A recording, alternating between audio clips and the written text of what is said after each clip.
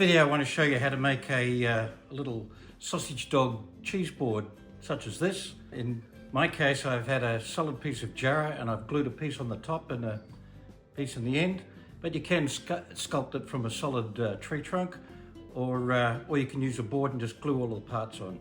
But anyhow, this is how I did it, and it's a delightful little gift that I'm giving away for a birthday present.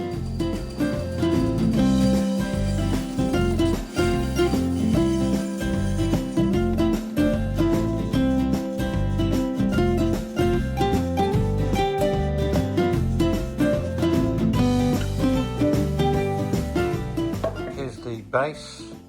I've left the legs in the corners, it's all one piece, and now I'll shape those. There's the head to be put on here, glued on, and the tail will be fitted in here.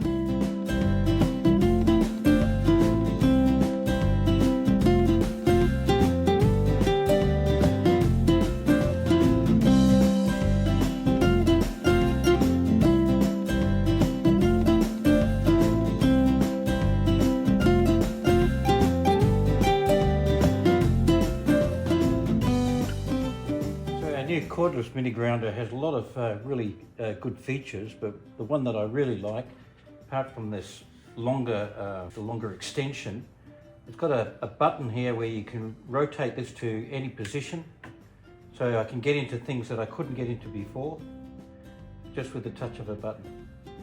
Also allows me to take it off, fit other guards, a much larger one or different dust extraction guards. So